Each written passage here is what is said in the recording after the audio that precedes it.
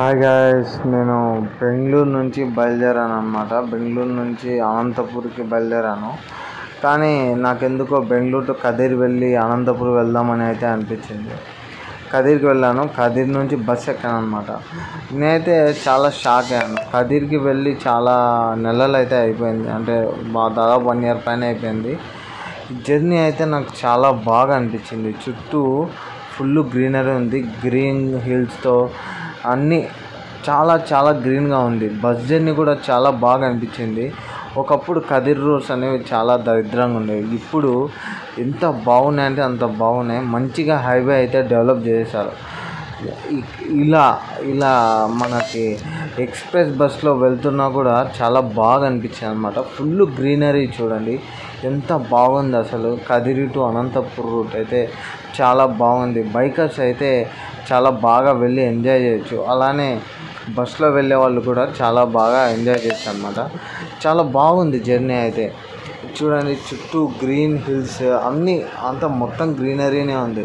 మామూలుగా మన అనంతపూర్లో కొంచెం రాళ్ళు రప్పలు ఎక్కువ అంటారు, కానీ ఇక్కడైతే హైవే చూస్తుంటే చాలా బాగా అనిపిస్తుంది.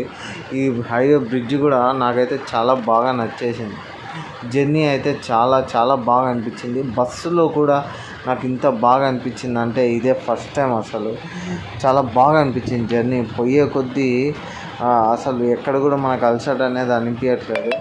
బస్సు చాలా స్మూత్గా వెళ్తుంది. ఎక్కడ హంప్స్ కానీ గుంతలు కానీ ఎక్కడ కూడా లేవన్నమాట. చాలా బాగుంది జర్నీ. అక్కడ చూడండి హిల్స్ కనిపిస్తున్నాయి కదా, ఎంత బాగున్నాయంటే ఫుల్ గ్రీనరీ ఉంది. మనం ఎక్కడికో వెళ్తుంటాం, ఆ మైసూర్ హైవేనో లేకుంటే ఎక్కడికో వెళ్తుంటాం అనంతపూర్ వాళ్ళు తెలియక. కానీ ఈ కదిరి టు అనంతపూర్ రూట్ అనేది చాలా బాగుంది. ఈసారి మీరు అనంతపూర్కి వచ్చేటప్పుడు మాత్రం కదిరి టు అనంతపూర్ రూట్ ఖచ్చితంగా ట్రై చేయండి. అయితే బస్సులో కానీ కార్లో కానీ లేకుంటే బైక్లో కూడా చాలా బాగా అనిపిస్తుంది జర్నీ. నన్ను ట్రస్ట్ చేయండి, ఖచ్చితంగా ఈ జర్నీని అయితే ఎక్స్పీరియన్స్ చేయండి. కదిరి టు అనంతపూర్ చాలా అంటే చాలా బాగుంది. మీరు మిస్ అవుతారేమో. ఖచ్చితంగా మీరు కొంచెం టైం తీసుకొని ఈ జర్నీని అయితే ఎక్స్పీరియన్స్ చేయండి. మీకే అనిపిస్తుంది చాలా బాగుందని. ఇప్పుడు ఎలాగో క్లైమేట్ చాలా చల్లగా ఉంది కాబట్టి ఇప్పుడు కానీ మీరు ట్రావెల్ చేశారంటే ఒక మంచి ఎక్స్పీరియన్స్ అయితే ఫీల్ అవుతారు. సో ఈ టైంని మిస్ అవ్వకండి.